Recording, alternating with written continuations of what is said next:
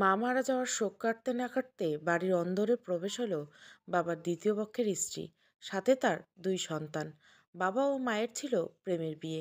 এলাকাতে প্রচলিত আছে মাহফুজ সাহেব বউ পাগল মানুষ একজন। তার দ্বারা এমন কিছু ভাবনাতীত ব্যাপার বই কি।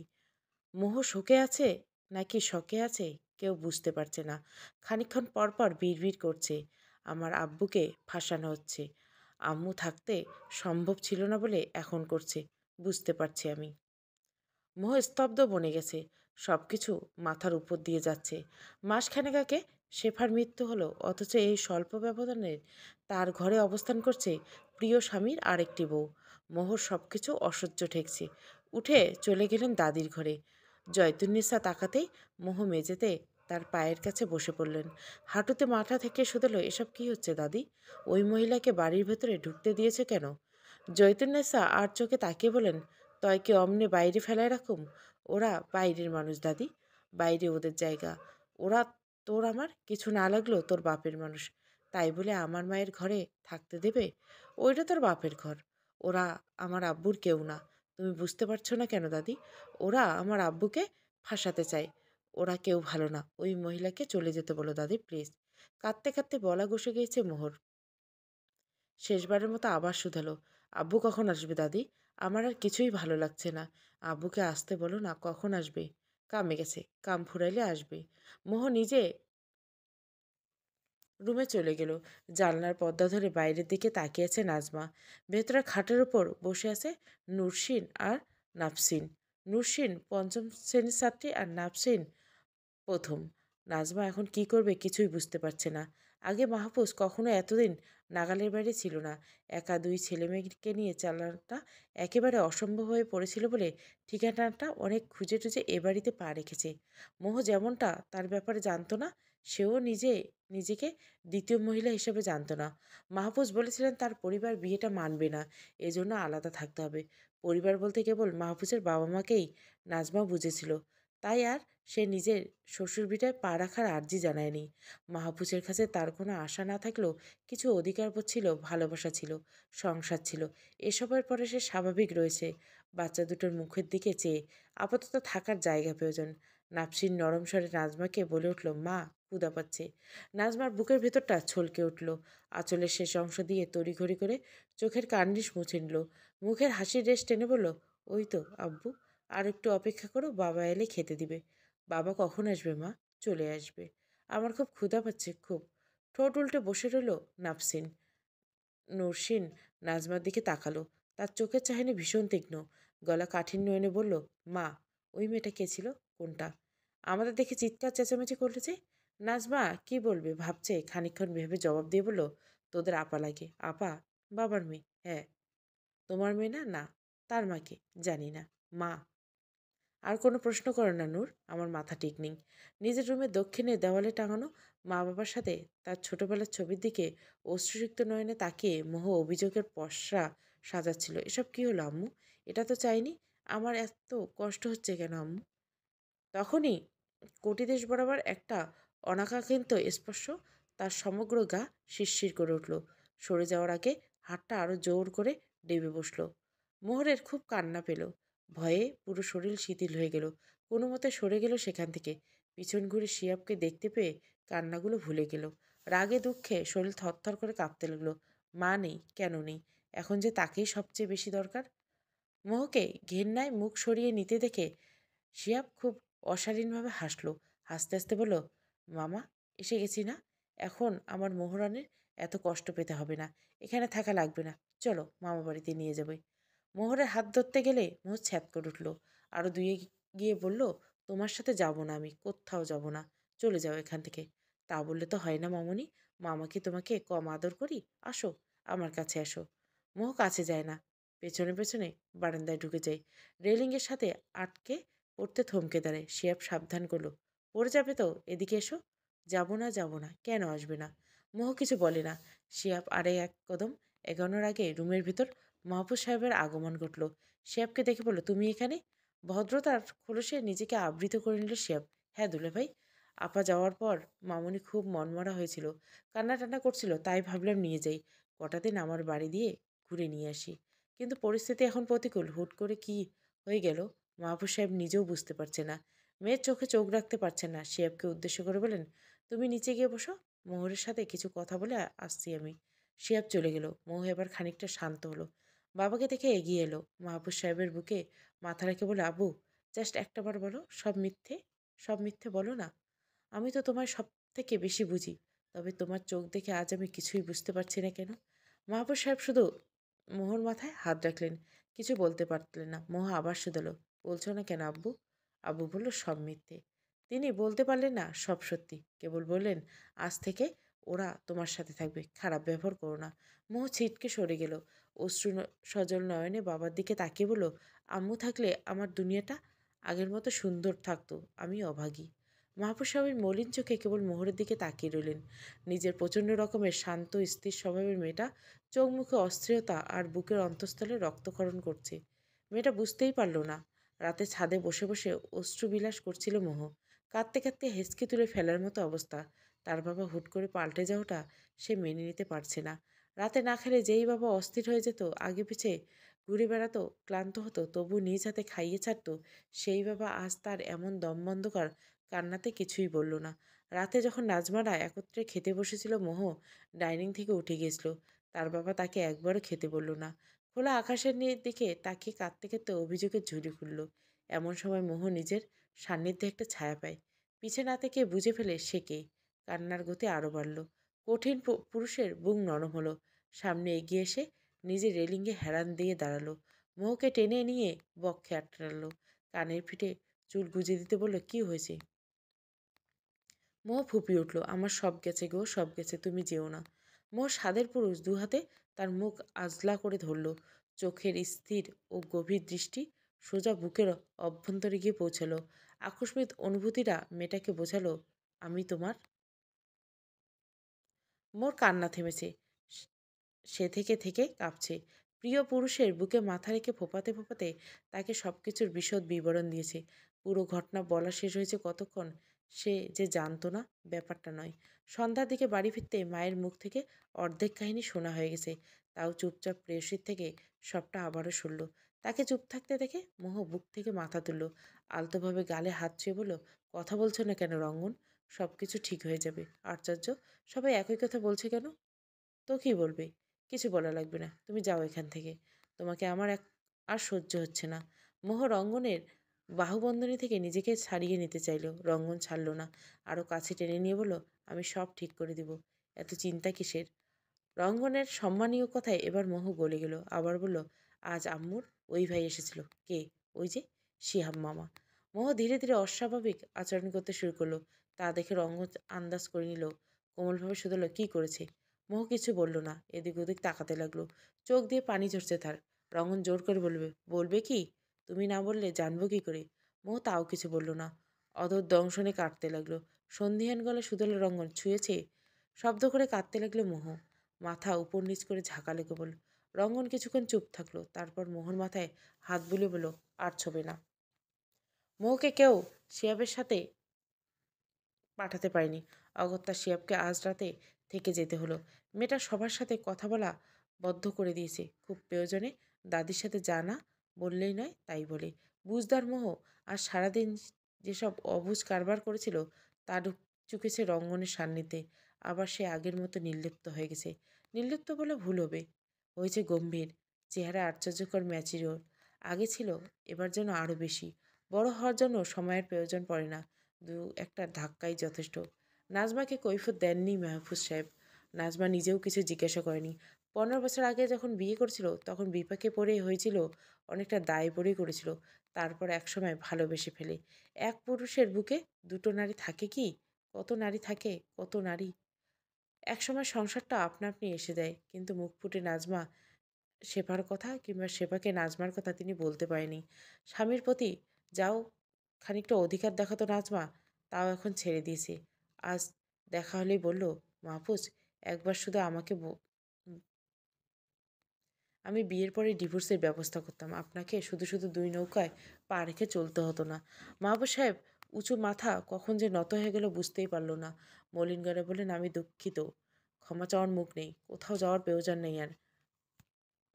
নুসরিন নাফসিনের জন্য হলো এ বাড়িতে থেকে যাও। কোথাও যাব আর? আমার আর যাওয়ার জায়গা কোথায়? এতদিন যোগাযোগের ছিন্নতায় আপনার চিন্তায় মরে যাচ্ছিলাম।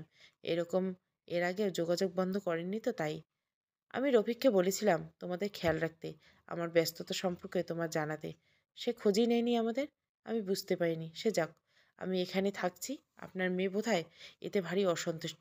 রাগটাগ করে বাড়ি না ছেড়ে দেয় আবার। আমার মেয়ের বয়স কম হলেও অবুঝ না।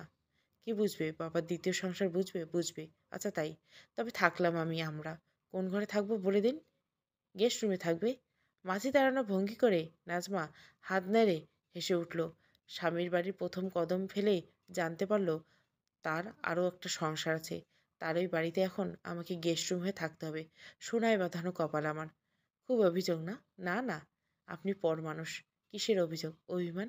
এই বাড়িতে আসার আগ অব্দি ছিল, আর নেই, হবেও না।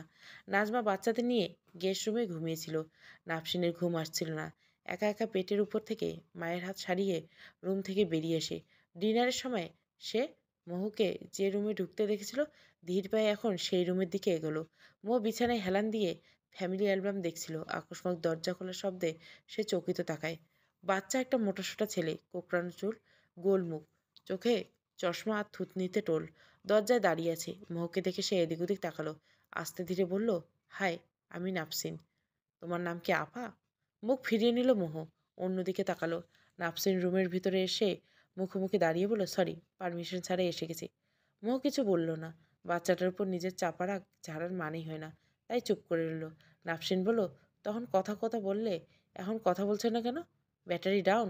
আবারও মোহ চুপ। নাফসিন বলল, আচ্ছা, তোমার কথা বলতে লাগবে না।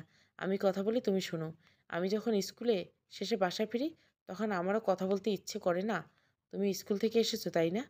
সরু চোখে তাকিয়ে রইল মোহর। নাফসিন পাশে বিছানার উপর উঠে বসলো। পা দোলাতে দোলাতে বলল, মা বললো তুমি আপা। মা আমাকে বলে নূরকেও আপা ডাকতে। আমি ডাকি না। তুমি বলো, ওর নাম তো নূর, সবাই নূর ডাকে। আমি ওকে আপা ডাকবো কেন? কিছুক্ষণ থেমে বলল, আপা, তুমি কি কোনো কারণে রেগে আছো? আমি কোনো ভুল করলে? মা আমার সাথে কথা বলে না। আমি কিছু করছি, কথা বলছো না যে? মোহ নাম মনে করার চেষ্টা করলো, পরে মনে পড়ল না। অতঃপর বলল, ঘুমাতে যাও। ইয়াহু, কথা বলছে আপা। মোহ অবাক হয়ে তাকিয়ে রইল। এজন্য তার পুরো বিপরীতমুখী কেউ, কি চঞ্চল। বাচ্চাটার বয়স কত হবে? 6 বা 7 হবে হয়তো। এটুকু বাচ্চা এত কথা কিভাবে বলতে পারে? মোহর মাথায় আসে না। মোহকে ভাবতে দেখে নাফসিন আবার বলে, আপা, ঘুম আসছে না তো? না, ঘুমাই। নিজের রুমে যাও। এখানে থাকি না। আপা, এখানে ঘুমাই। যাও এখান থেকে। আচ্ছা, যাচ্ছি। নাফসিন যেতে গিয়ে ফিরে এলো। গালে আঙুল রেখে ভাবুক ভঙ্গিতে বলল, এত রাগও কেন তুমি? জানো না বাচ্চাদের দেখলে কেবল আদর করতে হয়? কিছুক্ষণ থেমে আবার বলল, এ বকো না, বকো না। বকলে আমার খুব মন খারাপ হয়। আমি যাচ্ছি। নাফসিন হাত পা দোলাতে দোলাতে চলে গেল। মোহ হাতের অ্যালবামটা বিছানায় মেলে বারান্দায় চলে গেল। দোতলার বাড়িটার পাশাপাশি একটা একই নকশায় দোতলা বাড়ি রয়েছে। দুটো বাড়ির মাঝে আর তো খুবই কম। হাত বাড়লে যেন ছোঁয়া যায়। এখানে দুটো বারান্দার মুখোমুখি। মোহ সেই বারান্দায় চোখ স্থির করলো। কিছুক্ষণের মাঝে রঙ্গন এলো। মোহর দিকে তাকিয়ে রইল। দুজনে কেউ কোনো কথা বলল না। রঙ্গন দেওয়ালে হেলান দিয়ে দাঁড়িয়ে শুধালো, বিশ্বাস করো না? মোহ তাকে ছোট ছোট চোখে দেখল। একবার রঙ্গনের দিকে তাকিয়ে থেকে অন্যদিকে মুখ ঘুরে অসম্ভব শান্ত করার বলল, করি। তবে এত দুশ্চিন্তা কেন? এমনি। আচ্ছা, রুমে যাও, ঘুম দাও। ঘুম আসছে না? ক্লান্ত তুমি? বিছানায় গিয়ে চোখ বন্ধ করে এমনি চলে আসবে, ঠিক আছে? মৌ রুমের ভিতরে চলে গেল। নিজের পরিবর্তনটা দেখে সে ভারী অবাক হচ্ছে। তার ইচ্ছে নেই মানে? হচ্ছে। সেও ভুলে তা করবে না, কেউ করাতে পারবে না। সেই মোহ এখন দুর্বল, এতটাই দুর্বল যে কেউ জঘন্যভাবে হাত ছুঁয়ে দেওয়ার সাহস পেয়েছে। রাগে দুঃখে কোমরের যেখানটায় নিজের হাত দ্বারা খামচে ধরলো, ঘষতে লাগলো। তারপর ওয়াশরুমে গিয়ে ভালো করে একটা শাওয়ার নিয়ে রুমে এলো। এবার নিজেকে কিছুটা স্থির লাগছে। ঘুমাতে যাওয়ার আগে ঠিক আগ মুহূর্তে একটা মেসেজ এলো, কেবল কল্পনা করো, কল্পনা, দুশ্চিন্তার জন্য রঙ্গন আছে না? ওয়াজি মেজবাহ রঙ্গন। মোহ মেসেজটা পড়ে এত কষ্টের মাঝে মলিন হাসলো। উঠে গিয়ে বারান্দার দিকে তাকালো। সেখানটায় আর রঙ্গনকে দেখতে পেল না। বিছানায় বসে যেই মেসেঞ্জারে মেসেজ লিখলো, মনে আকাশটা ঘন কালো মেঘে ছেয়ে গেল। বৃষ্টি হচ্ছিল, তবুও অন্ধকার কমছিল না। কি দমবন্ধকর, ভয়ঙ্কর। আর এখন কি শান্তি। তুমি আমার গুমোট জীবনের শেষ অধ্যায়, আমার রঙ্গন। মোহনা আফরিন। শফিক সাহেব মাহফুজ সাহেবের ভার্সিটির সিনিয়র ভাই ছিলেন। অন্যদিকে রুমা ছিল মাহফুজের সাহেবের কাকাতো বোন ও সমবয়সী বন্ধু। এরপর যখন রুমার সাথে শফিক সাহেবের পোনায়ের বিয়েতে গড়ায়, মাহফুজ সাহেবের সাথে শফিক সাহেবের সম্পর্ক আর জোরালো হয় না। মাহফুজ সাহেব স্বল্পভাষী অথচ মিষ্টিভাষী। অন্যদিকে শফিক সাহেব ছিলেন তার উল্টোটা। প্রচুর কথা বলতো, কিন্তু কথার রস সামান্য ছিল না।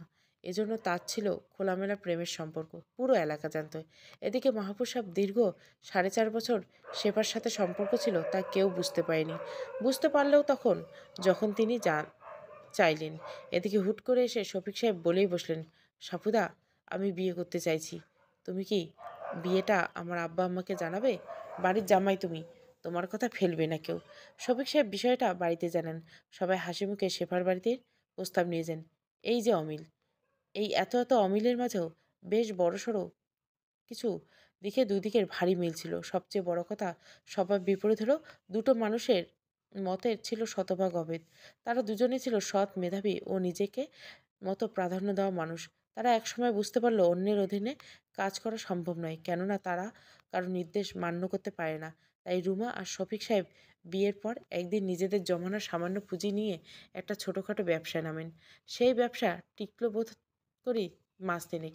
সুবিধা আসতে পারেনি কেউ। তারপর ধরলেন খাবারের ব্যবসা, তাতেও মন বসছিল না। এভাবে চলতে থাকলো বছর চারেক। অবশেষে তারা স্থায়ী সিদ্ধান্ত হিসাবে কাপড়ের ব্যবসাকে বেছে নিলেন। তারা দেখলেন গ্রামে থেকে ঠিক জমছে না, শহরে যেতে হবে। ফ্যামিলিকে ময়মনসিংহে রেখে তারা ঢাকায় গিয়ে রইলেন আরও 1 বছর। এর মাঝে রঙ্গন জন্ম হলো, আর তারই ব্যবসার উন্নতির দরজা খুলে যেতে লাগলো। একটা দুটো করে শহরে বেশ কয়েকটা দোকান হয়ে গেল, হলো নিজস্ব ব্র্যান্ড। একদিন তা নিয়ে কথা বলতে বলতে দুজন চলে এসেছিলেন দিঘুরিয়ার জায়গায়, একটু শান্তশিষ্ট খোলামেলা। এর আগে এখানে আসা হয়নি। সারা মিলে বিকেল, সারা সন্ধ্যাগুলো। অতঃপর দিঘুরিয়া একদম শেষ মাথায় এসে থেমে গেল। সেখানে একটা বড় সড়ো বিল। বিলের নাম সাতনোহারা। চাঁদের আলো কি চমৎকার না দেখাচ্ছিল সচরাচর শহরের মাঝে এরকম জায়গা খুব কম। ফেরানোর পথে সাতনোহারার পাশে লোকালয়ের দিকটা একটা সাইনবোর্ড দেখতে পেল, লেখা ছিল জমি বিক্রি হবে। সে মাসেই জমি কিনে খুব নৈকট্য পাশাপাশি দুটো দোতলা বাড়ি বানিয়ে নিয়েছিলেন তালা। কলোনির একদম শেষ মাথায় একই ডিজাইনে, একই সমান, একই রঙের বাড়ি। দুটোর বাড়ির মধ্যখানে খুব নৈপুণ্যতার সাথে সংযুক্ত করা আছে। এতে করে পেছনের দিকে পড়ে গেল সাতনোহারা, আর দুই বাড়ির মাঝের বারান্দায় দুটোই বসে এখনো গভীর চিত্রে প্রেমালাপে মশগুল হয়ে থাকে দুই পরিবারের ছেলে মেয়ে, রঙ্গন আর মোহ। মোহকে ঘুমাতে বলে রঙ্গন রুমের ভিতরে গিয়ে তৈরি হয়ে নিল। ঘড়িতে বাজে 11:32। রঙ্গন ফোন হাতে তুলে মোহর মেসেজ রিপ্লাই করলো না। এড়িয়ে গিয়ে বন্ধুদের গ্রুপে ঢুকলো। দক্ষ হাতে টাইপ করলো, Musad and Ashiq, meet me সাতনোহরা রাইট নাও। 4 সদস্যের গ্রুপটিতে অহনাবাদে বাকি দুজনে সিন করলো। কেউ রিপ্লাই দিয়ে টাইম নষ্ট করলো না। 12টার মধ্যে সাতনোহরায় পৌঁছে গেল। এসে রঙ্গনকে পিছন দিক থেকে দেখতে পেল। এক দৃষ্টিতে সে জলের দিকে তাকিয়েছে, এক হাতে প্যান্টের পকেট থেকে আর অন্য হাতে সিগারেট, যা ঠোঁট স্পর্শ করছে ক্ষণে ক্ষণে। মুহাদার আসপি এগিয়ে গিয়ে ওর দুধারে দাঁড়ালো। রঙ্গন টের পেয়েছে অনেকক্ষণ আগে। কিছুক্ষণ পর আস্তে ধীরে বলে উঠল, মামুনি নেই বলে 6 বছর আগে মাঝপথে ছেড়ে দেওয়া খেলাটা ফের শুরু হয়ে গেছে। ঘটনাগুলো রঙ্গন ব্যাখ্যা করেছিল ছাদ থেকে ফিরেই। মুহাদ আর আশফির বুঝতে সমস্যা হলো না। তারা দুজনে নিশ্চুপ। রাতের সিগারেটটা শেষ হতে সেই স্থির থেকে অশান্ত হতে লাগলো। দাঁতে দাঁত চেপে নিচু গলায় হুঙ্কার ছিল, শুয়োরের বাচ্চাকে সেদিনেই গেড়ে ফেলা উচিত ছিল। তারপর আবার পরিবেশ শান্ত। নিজেকে স্বাভাবিক করতে করতে রঙ্গন আর একটা সিগারেট ধরালো। অস্থির ভঙ্গিতে পায়চারি করতে করতে সিগারেটে ফুঁকাতে লাগলো। আশফি থেমে থেমে বলল, অসমস্ত কাজটা সমস্ত করে ফেললে ভালো হয় না? রঙ্গনের পা থেমে গেল। মাথা ঘুরিয়ে আশফির দিকে তাকিয়ে বলল, নিড আ স্ট্রং প্ল্যানিং, এজন্যই দেখেছি। মুহাদ শুধল, আন্টি নেই, এবার যদি ফেসে যাস কে বাঁচাবে? রঙ্গন যেন কৌতুক শুনল। অধর ভাইয়ের সামান্য এলিয়ে হেসে বলল, মামুনি নেই, আর ওকে বাঁচিয়ে দেখা আমার হাত থেকে। সকালে মোহর ঘুম ভাঙল ফোন কলে। 8টার বেশি বাজে। রাতে বিছানায় শুতেই সে ঘুমিয়ে পড়ছিল। বরাবরের তুলনায় দেরিতে ভেঙেছে। সেই হিসেবে ঘুমটা তার বেশি হয়েছে। সবটা অতিরিক্ত টেনশনের জন্য। বেশি দুশ্চিন্তায় থাকলে মস্তিষ্ক ক্লান্ত হয়ে যায়। এজন্য ঘুম বেশি হওয়া স্বাভাবিক। মোহ ফোন রিসিভ করে কানে তুলতে ওপাশ থেকে রঙ্গন বলল, ম্যাম গুড মর্নিং। মোহ হামি তুলে বলল, বারান্দায় আসো। আমি তো বাড়ি নেই শোনা, কই গেছো? অফিসে আসতে হয়েছে। ও আচ্ছা, একটা কথা ছিল। তুমি কি আর ভার্সিটি যাবে না? অ্যাডমিশনের পর থেকে 1 মাস কোনো ক্লাস অ্যাটেন্ড করিনি। পড়াশোনার ইচ্ছে আছে নাকি? আমার সত্যি ইচ্ছে করে না। আর কি করতে ইচ্ছে করে? চুপচাপ বসে থাকতে, আকাশ দেখতে ইচ্ছে করে। বই পড়তে ইচ্ছে করে না? করে না। লিখতে? তাও না। লেখালেখির প্রতি বিতৃষ্ণা এলো কী করে? যখন থেকে বুঝতে শিখেছি সব আমার ইচ্ছেতে হয় না। তখন রঙ্গনে মনে পড়ে গেল তাদের প্রণয়ের শুরুর দিকে মোহ সবচেয়ে বেশি বলা কথাটা, সব আমার ইচ্ছে মতো হবে। যখন রঙ্গন কিছু বলতো, মোহ নির্বিকার ভঙ্গিতে কেবল জবাব দিত, ইচ্ছে করছে না। কেন? এমনি। সব তোমার ইচ্ছেতে হবে? মোহ, হ্যাঁ, সব সব। অবশেষে তাই হতো। সব মোহর ইচ্ছে মতোই হতো। রঙ্গন প্রলম্বিত শ্বাস পেলে কোমলভাবে বলল, মামুনি চাইতো তুমি পড়াশুনো করো, আম্মু চাইতো না। খুব। আচ্ছা, এখন ভার্সিটি যেতে ইচ্ছে করছে? That's like a good girl. জলদি উঠে ফ্রেশ হও, আমি আসছি আধ ঘন্টার মধ্যে। রঙ্গন ঠিক আধ ঘন্টা পর গাড়ি নিয়ে বাড়ির সামনে এসে দাঁড়ালো। হর্ন বাজতে মোহ খোলা জানলায় বাইরে তাকালো। হাতের ইশারা বোঝালো আসছি। রুম থেকে বেরোনোর আগে বাচ্চা ছেলেটা দৌড়ে দরজার সামনে এসে দাঁড়ালো। মোহর দিকে তাকাইয়ে চশমা ঠিক করে বলে, আপা কোথাও যাচ্ছ? মোহ কিছু বলল না। পাশ কাটিয়ে যেতে নিলে নাফসিন তার সামনে এসে দাঁড়ালো। স্কুলে যাওয়ার আগে মা সবসময় আমাকে পেট ভরে খাইয়ে দেয়। আমার খেতে ইচ্ছে করে না। তখন মা কি যেন বলে, হা। সকালে পেটে বাসি বাড়ি থেকে বেরোতে নেই। ও ও না, বাসি পেটে সকালে বাড়ি থেকে বেরোতে নেই। সূর্যি মামা লাঞ্চ করবে একটু পর। তোমার খিদে পাচ্ছে না? পাচ্ছে না। মনমরা হয়ে পড়ল নাফসিন। থুতনি গিয়ে ঠেকল বুকে। নরম স্বরে বলল, কাল রাতেও খায়নি। তোমাকে ভাবতে হবে না, সামনে থেকে সরো। যথেষ্ট শান্ত ভঙ্গিতে মোহ কথাটা বলল। নাফসিন খানিকটা কেঁপে উঠল। বিনা ব্যয়ে পথ ছেড়ে দাঁড়ালো। মোহকে তার ভালো লাগে, আবার অকারণে খুব ভয় লাগে। ছোট্ট নাফসিন ধরতেই পারে না মোহকে ভয় পাওয়ার কারণটা কি। থমকে তো এখনো খায়নি। তবে মোহ বেরিয়ে যেতে সে মায়ের রুমে চলে যায়। মোহ সামনে এসে দাঁড়াতে রঙ্গন গাড়ির দরজা খুলে দেয়। মোহ ভেতরে বসে সিট বেল্ট বেঁধে নিল। রঙ্গন ফের ড্রাইভিং সিটে গিয়ে বসলো। শুধলো, মন খারাপ কেন? মোহ গা এলিয়ে দিয়ে নীরসভাবে জবাব দিল, এমনি। কিছু কিছু মানুষ থাকে যাদের মন খারাপ মানায়। সুখ তাদের স্বভাব বিরুদ্ধ। ভুলক্রমে আমার স্বভাবের থেকে বাইরে এসে পড়লে দুঃখ তাদের আরও গভীরে টেনে নিয়ে যায়। এর চেয়ে আমি এভাবেই ভালো আছি। কথাটা বলে রঙ্গনের দিকে তাকালো সে। রঙ্গন তার দিকে তাকিয়ে আছে।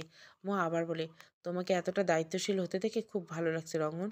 তোমার মনে আছে একসময় আমি তোমাকে বলতাম আমার ইম্মেচিওর রঙ্গনকে ভালো লাগে, মনে আছে? আছে। আর এখন বুঝতে পারছি ম্যাচুরিটি সম্পন্ন রঙ্গনকে খুব আকর্ষণ লাগে। গা শিরশির করা আকর্ষণ। গা শিরশির করছে মোহ? রঙ্গন চোখে মুখে প্রবল দুষ্টুমি খেলা করে যাচ্ছে। মোহ সামান্য হেসে বলল, মস্তিষ্ক ঠিক নেই তো এখন, তাই করছো না। অনুভূতিরা দুঃখ দিকে ঝুঁকছে, তোমার দিকে তাকাতেই চাইছে না। রঙ্গন গাড়ি স্টার্ট দিল। বাড়ি থেকে বেশ কিছুটা দূরে এসে একটা ব্রিজের দিকে ব্রেক কষলো। ড্রাইভিং সিটে মাথা এলিয়ে দিয়ে শার্টের উপরের দুটো বোতাম খুলে নিজের ফর্মাল লুকে থেকে সামান্য বেরিয়ে এলো। দৃঢ় ও অবিচল গলায় মোহকে বলল, একটা উইশ বলো। কেমন উইশ? প্রশ্ন ছাড়া যে কোনো উইশ। যে কোনো, তবে বাস্তবিক। চাঁদ চাইতে পারো, পাওয়া অসম্ভব। এটা তোমার ফ্যান্টাসি। উইশ যেটা যেটা পূরণ করা সম্ভব, খুব ক্ষীণ, অথচ আশা রাখাই যায়। রঙ্গনের দিকে না তাকিয়ে মোহ চোখ বন্ধ করে নিল। কিছু চাওয়ার পূর্বে রঙ্গন পুনর্বার বলে উঠল, আমার মোহিনী অবুঝ নয়। সে এমন কিছু চাইবে না যাতে অন্য কারো ক্ষতি হয়। চাইবে না, তাই না? মোহ সামান্য হাসলো। ভাগ্যিস রঙ্গন সাবধান করলো, নয়তো চেয়েই বসতো এমন কিছু। মোহ হাসি কমে বিড়বিড় করে বলল, এসব থেকে দূরে যেতে চাই, পার্মানেন্টলি। না মোহ, এতটা ভেঙে পড়ার মতো মেয়ে নয়। সব কিছু নিয়ে পালিয়ে বেড়ানো গেলে ভাগ্য থেকে পালানো যায় না। কিছুদিনের জন্য যেতে চাই, ফিরে এসে এসবের মুখোমুখি হব। এখন মোহ কিছুটা নড়বড়ে হয়ে গেছে, তাই না? নিজেকে ঠিক করতে হলো এ বাড়ি থেকে খানিকটা সরতে হবে। রঙ্গন পুরোটা শুনল। মুচকে এসে বলে, রেডি থেকো। নেক্সট থার্সডে সিলেটে যাব। একটা মিটিং আছে ওখানের ব্রাঞ্চে। ওটা অ্যাটেন্ড করে ঘুরে ফিরে রোববার চলে আসবো। রুশিকেও নিয়ে যাব। তবে আঙ্কেল পারমিশন দেবে কি? ও তার ছেলের সাথে হাসলো। আম্মু যখন ছিল তখন ছাদে গেলেও বলে যেতে হতো। এখন আম্মু নেই, কাকে বলবো? আরেকটা মানুষ তো তার দ্বিতীয় পরিবারের ব্যস্ত মত্ত। দাদিকে জানিয়ে যাবনি। রঙ্গন মোহের হাতের মাঝে হাত নিল। সে হাতটা উপরে তুলে শুষ্ক চুমু খেলো। বৃদ্ধা আঙ্গুল দিয়ে হাতের পৃষ্ঠে বোলাতে বোলাতে বলল, আমার মোহ তো ইন্সপিরেশনের ফুল প্যাকেজ ছিল। এত হতাশা মানায় না। আর দীর্ঘশ্বাস ফেলবে না। আমি কি জন্য আছি বলছি না? সব ঠিক করে দিব। সব ঠিক না হলেও চলবে। আমার উত্তর চাই। কোন প্রশ্নের? আমার আব্বুতে কেন ভাগ বসালো? আর এক তাকে নিজের আব্বু বলতে পারি না কেন? সব ঠিক হলেও চলবে না। আমার উত্তর চাই। কী প্রশ্ন? আমার বাবাই কেন ভাগ বসলো? এখন আর নিজের বাবাকে বাবা বলতে পারি না কেন? জবাবে রঙ্গন কিছুক্ষণ চুপ করে রইল। অবশেষে বলল, আমি জবাব এনে দিব। প্লিজ জলদি, আর সহ্য হয় না। গাড়ি চলতে শুরু করলো। থামলো মোহর ক্যাম্পাসে একটু আগে। রঙ্গন মোহকে বসতে বলে গাড়ি থেকে বের হলো। কিছুক্ষণ আগে ডেলিভারি বয় এসে রঙ্গনকে একটা প্যাকেট দিয়ে গেল। মোহ বাইরের দিকে তাকিয়েছে। রঙ্গন জানলার সামনে এসে চাপা গলায় বলল, এদিকে তাকাও। মোহ তাকালো। সে বলল, পিছে গিয়ে বসো। মোহ প্রশ্নাত্মক চোখে তাকাতে সে আবারও বলে, আসো। মোহ আর কিছু না বলে পিছে গিয়ে বসলো। রঙ্গন নিজেও পিছে চলে গেল। খাবার আনপ্যাক করতে করতে বলল, এতটা কেয়ারলেস কেন তুমি? আগেও ছিলাম। মোহ থেমে পাল্টা প্রশ্ন শুধালো, আমি তোমাকে একবারও বলিনি আমি না খেয়ে আসি? রঙ্গন মিহি এসে রুটি ছিঁড়ে মোহরের মুখে তুলে দিতে দিতে বলল, তোমাকে বুঝতে আগে যা সমস্যা হতো তাই বুঝে ফেলার পর তোমার বলার অপেক্ষায় থাকা লাগে না, প্রয়োজন পড়ে না। মোহ খেতে খেতে শুধালো, খেয়েছো? অভুক্ত থাকতে পারি না যে খেয়ে নিয়েছি। ইদানিং আমাকে তোমার খুব বিরক্ত লাগছে তাই না রঙ্গন? লাগছে না, মিথ্যে বলছো। তোমার না আধ্যাত্মিক ক্ষমতা আছে? চোখ দেখে সত্য মিথ্যা ধরতে পারো। আমার চোখে তাকাও, কি দেখতে পাচ্ছ? অন্যমনস্ক ভাবে মোহ বলে উঠল, কেবল নিজেকেই দেখতে পাচ্ছি। মিয়া হাসল রঙ্গন, এর চেয়ে বড় সত্যি নেই। মোহ অবাক। আগে হতো না, এখন হয়। কথায় কথায় ভারী অবাক হয়, আশ্চর্য হয়। চোখের সামনে দিয়ে একটা মানুষ হেঁটে গেল, এখন মোহ বিস্মিত চোখে দেখে। অথচ একটা সময় হুট করে রঙ্গন যখন তার প্রেমে পড়ে গেছিল সে মোটেও আশ্চর্য হয়নি। তার কাছে সেটা ছিল রোজ জল খাওয়ার মতো স্বাভাবিক ব্যাপার। আর মনে বলেই ফেলেছিল, প্রেমে পড়া ভালো, অতীব সুন্দর। এতে স্বাস্থ্য ভালো থাকে, স্কিন উজ্জ্বল হয়। সেই সময় রঙ্গন দিনে দিনে হাজারবার বিভিন্ন হৃৎস্পত্তি পন্থায় তাকে প্রপোজ করতে থাকতো। জবাবে মোহ নির্বিকার থাকতো। খুব বেশি হলে সামান্য মুচকে হাসতো। অথচ আজ সেই পুরুষটা একবার ভালোবাসে বললে সে আত্মাকে ওঠে এবং অন্তরাত্মা কেঁপে ওঠে। রঙ্গনের ছোটটার চেয়েও ছোট এক একটি কথা তার অভ্যন্তরের তরঙ্গ হয়ে আছড়ে পড়ে। খাওয়া শেষে রঙ্গন মোহর দিকে জলের বোতল এগিয়ে দিল। মোহ খানিকটা জল বোতল ফেরত দিতে সে হাত ধুয়ে নিল। মোহকে ক্যাম্পাসে যেতে বলার মুহূর্তের আগে সে কপালে ছোট্ট করে চুমু এঁকে দিল। আমি আশেপাশে থাকবো, ভালো না লাগলে কল দেবে, ঠিক আছে? ঠিক আছে। রঙ্গন, লাভস ইউ মোহিনী। মোহর শুনতে ভালো লাগে না, ব্যাপারটা তা নয়। খুব ভালো লাগে, খুব শুনতে ইচ্ছে করে। কিন্তু যতবার প্রেমিক পুরুষের মুখে সে ভালোবাসে শুনে ততবার তার দুনিয়ার সব মুছে যায়। সব কি? না না, সব না। সে আর প্রিয় পুরুষ বাদে বাকি সব মুছে যায়। যেমনটা এখন হলো। রঙ্গন এখনও তার খুব কাছে। মোহর হাসপাস লাগছে কিছুটা। রঙ্গনের বুকের কাছটায় তার দুহাত জাস্ট ফর ব্যালেন্স। সেভাবে বলে, ভালোবাসার কথা সবসময় বলতে নেই। কেন বলতে নেই? ভালোবাসা অমূল্য। ভালোবাসা প্রকাশে অমূল্য হওয়া উচিত, যাতে অপর মানুষটা শোনার জন্য ব্যাকুল হয়, স্থির থাকতে না পারে। অথচ আমি না চাইতেও পেরে যাচ্ছি, যদি মূল্য না দিই। রঙ্গন হাসলো। মোহর কানের লতিতে আলতো করে চুমু খেলো। মোহ সরে যেতে নিলে রঙ্গন ফিসফিস করে বলে, তোমাকে আমি এর চেয়েও গভীরভাবে ছুঁয়ে দিছি। তাও এখন সে প্রথমের মতো অনুভব হয়। একইভাবে এখনও তোমার হৃদস্পন্দন, গতিবেগ আমার হৃৎপিণ্ডকেও ছুঁয়ে যায়। মোহ জমে গেল, সরতে ভুলে গেল। কিছুক্ষণ আগে রঙ্গন আবারও বলল, তুমি বলেছিলে না গোটা জীবনদশায় আমার কেবল কিছু সংখ্যক মানুষের ভালোবাসা দেখতে পাই, বাকিরা ভালো লাগা নিয়ে এক হয়। সেই কিছু সংখ্যকের সংখ্যা নগণ্য। আমরা তো ভালোবাসা মানুষ, ভালো লাগা মিটে যায়, ভালোবাসা ফুরে যায়। আজ থেকে 70 বছর পরেও তোমার চোখে দিকে ভালোবাসার নজরে তাকালে তোমার ভিতর একটা সংঘর্ষ হবে। পলক ফেলার অবধি মিলিয়নবার সেই সংঘর্ষ গিয়ে উঠবে ভালোবাসি। মোহ আবারও অবাক চোখে রঙ্গনকে দেখে। সে একা পাল্টায়নি, রঙ্গনও পাল্টেছে। একসময় রঙ্গন ছিল ইমেচিওর, গায়ে পড়া আর ভীষণ রোগী। সে কথা জানতো, কিন্তু এখন যেন সব জানে। মোহকে কীভাবে কাবু করতে হয় তা খানিকটা বেশিই জানে। মোহকে নিজের দিকে ড্যাব ড্যাব করে তাকিয়ে থাকতে দেখে রঙ্গন ঠোঁট কামড়ে হেসে ফেলল। মোহর বুকের ভিতরটা ছলকে উঠল। চোখে চোখ রেখে অশান্ত করে বলল, ওভাবে হাসবে না। হাসি চেপে রেখে রঙ্ক শুধলে, কেন? মোহ অসংখ্যনীয় আওয়াজে, আমি আবারও তোমার প্রেমে পড়ে যাব। নাজমা চা নিয়ে জয়নতুন্নেসার রুমে সামনে দাঁড়িয়ে বলে, আসি। জয়নতুন্নেসা বিছানায় হেলান দিয়ে বসেছিল। হাত উঁচিয়ে বোঝালো, আসো। নাজমা গিয়ে চাটা জয়নুন্নেসাকে খাটের পাশে টেবিলে রেখে বললে, আপনার চা। জয়নুন্নেসা বললেন, ভালো কাম করছো, চাই না, কয়টা কথা কই। নাজমা শাড়ির আঁচল টেনে বসলো। জয়নুন্নেসা বলল, কাল তো কথা কইবার সময় পাইনি, এখন কইয়ে নেই, কি কো? আচ্ছা, তোমাকে বিয়ে কবে হয়েছে? জি, 15 বছর আগে। প্রেমের সম্পর্ক? জি না। তাইলে কেমন হয়েছে? আমার আব্বা মাহফুজ অফিসারের ম্যানেজার ছিলেন, জংলু। তুমি জংলুর মাইয়া? জি। আমার আব্বার কথা মাহফুজ আমারে কইতো। বেজায় ভালো মানুষ। মাহফুজরে খুব আদর করতেন। হ্যাঁ, তাদের সম্পর্কটা ভীষণ ভালো ছিল। সেই হিসেবে মাহফুজকে আমি খানিকটা চিনতাম। একদিন অফিসের খুব প্রেশার, আব্বা অ্যাটাক হয়। হাসপাতালে নিয়ে গেলে আব্বা মাহফুজকে বলেন আমাকে নিয়ে আসতে। অন্য কাউরে বলেননি। কাহিনীটা বানোয়াট গল্পের মতো হইয়া গেল। প্রশ্নের উত্তর খেয়াল করতে খানিকটা আগের মতোই পেয়ে যেতেন। আব্বা ছাড়া আমার কেউ ছিল না। খুব আদরের ছিলাম। যাত্রার হাতে আমাকে তুলে শান্তি পেতেন না। তাই মাহফুজ বলেছিলেন একটু কষ্ট হলো যাতে নিয়ে যেতে গিয়ে আমাকে নিয়ে আসে। তোমার আম্মা আম্মা নেই, জন্মের পর চলে যায়। জানতাম না। এরপর কও। আমি তখন ইন্টার সেকেন্ড ইয়ারে পড়ি। হোস্টেলে থাকতাম। মাহফুজের কল আসে। সবটা শুনে অস্থির হয়ে যাই। জলদি তৈরি হয়ে নিই। মাহফুজ এসে আমাকে নিয়ে যায়। ওখানে গিয়ে আব্বাকে আর পাই না। আব্বা নেই।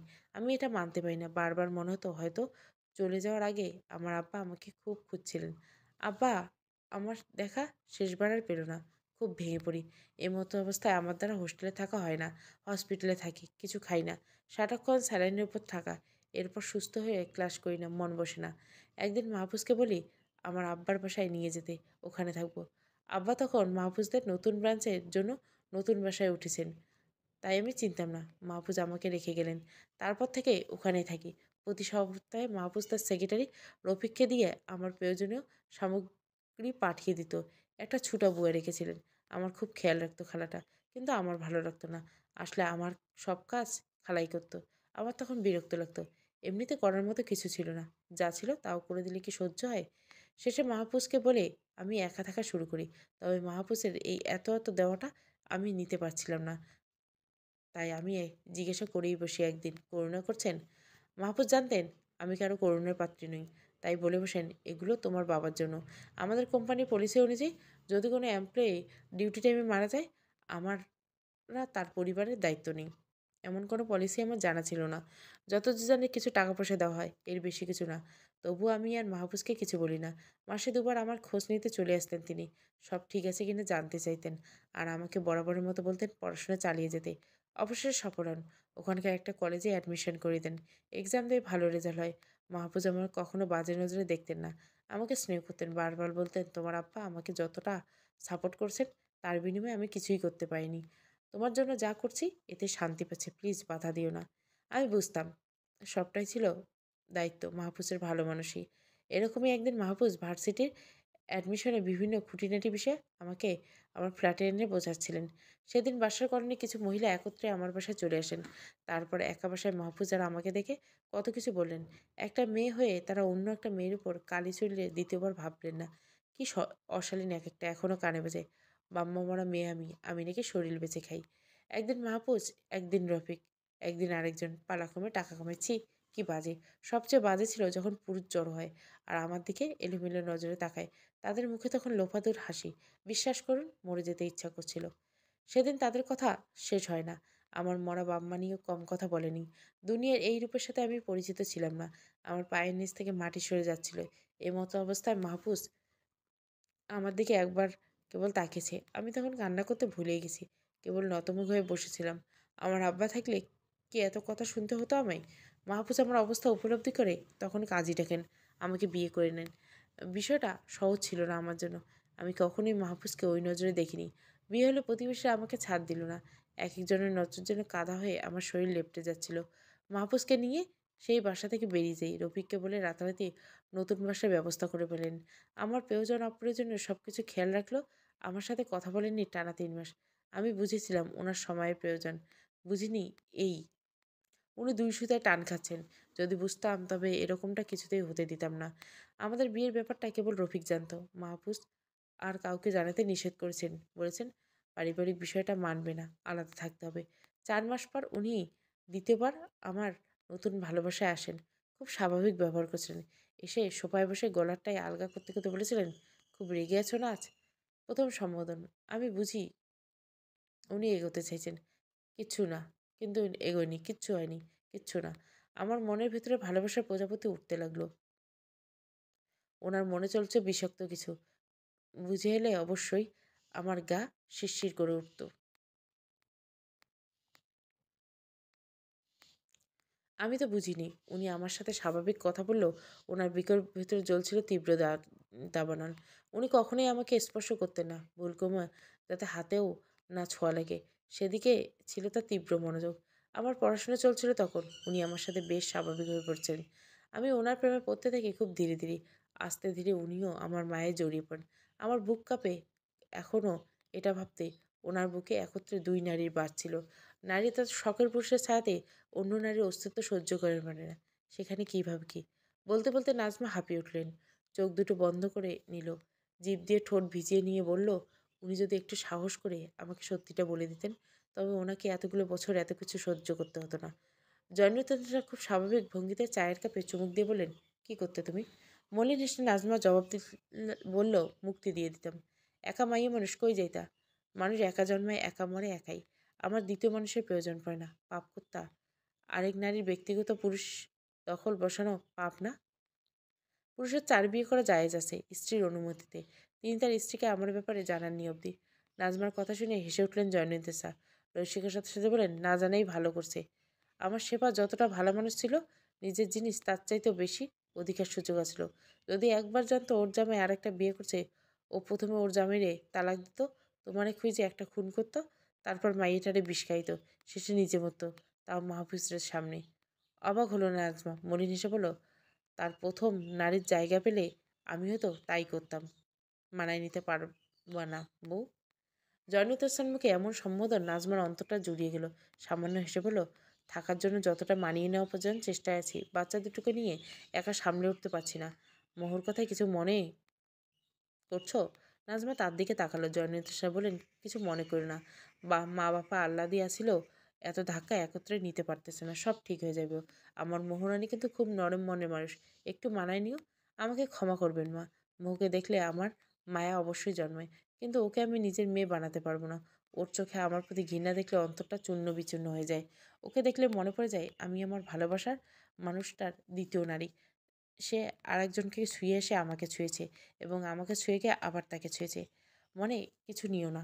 আল্লাহ সব ঠিক করে দিব। দেখো, বিশ্বাস রেখো। সেই বিশ্বাস এখনও নিঃশ্বাস নিছি, নয়তো পাপ এতক্ষণে হয়ে যেত। জয়নুত স্যার চুপ হয়ে গেলেন। নাজমা চোখে হাসলেন। ভার্সিটি থেকে বেরিয়ে রঙ্গনকে কল লাগালো না। আসলে সে ভুলে গেছে। একটা রিক্সা নিয়ে বাড়ি চলে এলো। বাড়িতে প্রবেশ করে সে দেখতে পেল বসার ঘরে জয়নুত শাহ বসে টিভিতে বাংলা সিনেমা দেখছেন। এক পলক দেখে ভেতরের দিকে চলে যেতে লাগলো। তখনই জয়নুদ্দোসরা বলে উঠল, কই গেছিলা? পা থামিয়ে বলল, দাদি দিকে তাকিয়ে বলল, ভার্সিটিতে। এতদিন পর ম্যাডামের ফুলটুসির মনে পড়লো তার লেখাপড়া আছে। নিন্দিত বোধ করলো। কপাল কুচকে জয়নুদ্দোসা বলল, তা বিয়ে করিয়ে দাও, পড়ালেখা বাদ দিয়ে দাও। মাইয়ার দেহে বিয়ের খুব শখ। হ্যাঁ খুব। দিয়ে ধন্য করো। দিম না, খাইয়ে দাইয়ে পড়বো। আমাকে কি টাকা পয়সা কম নাকি? এই বয়সে বিয়ে দিমু কে?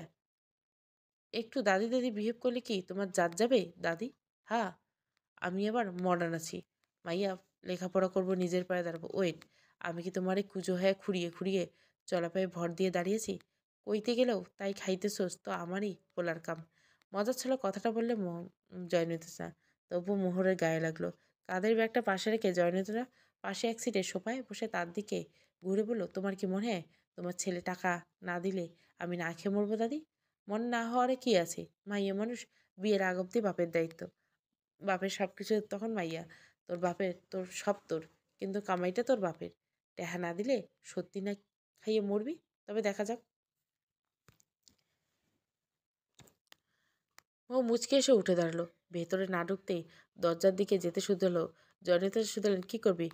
দরজায় আড়িয়ে পড়ে বলল, না খেয়ে মরি কিনা দেখবে।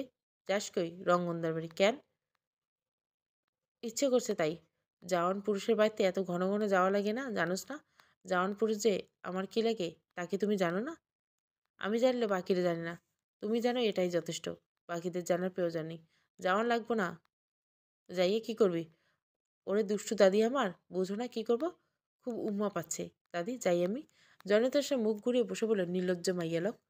মো হাসতে হাসতে বেরিয়ে গেল। অনেকদিন পর নিজের খানিকটা হালকা হালকা লাগছে।